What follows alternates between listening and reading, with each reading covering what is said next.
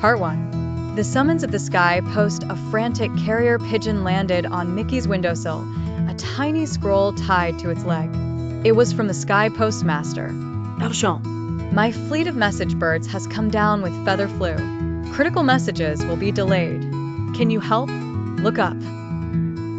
Part 2. The inspiration. Mickey and Donald looked up and saw the sky was filled with colorful, giant kites shaped like boats. The annual Great Paper Boat Regatta was today. We'll enter, declared Mickey. We'll build a boat that can carry the messages ourselves. Part 3. The blueprint for flight. Using the professor's old blueprints for aerodynamic origami, they got to work. They needed a special paper, light as a feather but strong as canvas. They found a roll of magical, shimmering parchment in Uncle Scrooge's vault. Part 4. The fold of 1,000 creases. Folding the giant boat was a feat of engineering. Mickey carefully made each crease, while Donald, impatient, tried to speed it up, resulting in a few accidental folds that almost turned it into a paper hat. After much arguing, the hull took shape. Part 5. The magical rigging. The sail wasn't cloth. It was a giant, collected cobweb, stronger than steel and lighter than air, gifted by a friendly garden spider. It would catch the slightest breeze. A dandelion puff acted as the rudder for delicate steering. Part 6. The rival racers. Their competition wasn't other kites. It was the few healthy message birds, proud eagles, speedy hummingbirds, and stubborn geese, all with important scrolls tied to their legs. They looked down at the paper boat with avian skepticism. Part 7.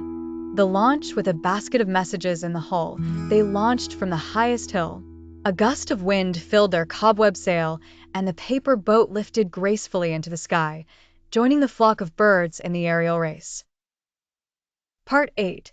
The first hurdle. The silent sky. The wind died down. The boat stalled, hovering motionless. The birds flapped past them easily. Donald panicked, but Mickey had a plan. They blew as hard as they could into the sail, providing their own thrust until a new breeze caught them. Part 9. The cumulus maze. The route led through a towering range of fluffy, white cumulus clouds.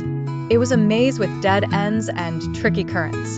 The birds knew the way instinctively, but the boat had to navigate carefully, getting turned around more than once. Part 10. The Stormy Squall. A sudden, wet storm cloud appeared. Rain was the enemy of paper. Donald quickly unfolded a part of the blueprint he'd accidentally crumpled, a paper awning, and held it over the boat, protecting them and the precious messages from getting soggy. Part 11. The Gooses Gamble. A grumpy goose, jealous of the boat, tried to peck a hole in their hull. Donald fended him off with a paper fan, and Mickey steered into a warm thermal updraft, lifting them high above the grumpy bird. Part 12. The Message Dropoffs. They reached the first destination, remote mountain castle. Mickey leaned out and dropped the message into a waiting basket on a tower. The inhabitants waved in surprise and gratitude. They were doing it. Part 13. The setting sun. The sun began to dip below the horizon, painting the sky orange and purple. They still had one last, most important message to deliver. An invitation to a peace treaty between two rival bird kingdoms. Part 14. The final sprint. The eagles were fast, but the boat was nimble. Mickey caught a powerful jet stream, and their paper vessel shot forward, surfing on the wind. They weaved past the final birds, heading for the Twin Peaks where the kings awaited. Part 15. The diplomatic delivery. As the last sliver of sun disappeared, Mickey made a perfect, gliding landing in the courtyard between the two castles. He handed the scroll directly to the two bird kings, just in time. The kings nodded in respect to the paper pilots. Part 16. Honorary Sky Couriers. The Sky Postmaster awarded them with honorary badges made of molted eagle feathers. Their boat, though slightly crumpled, was placed in the Sky Hall of Fame.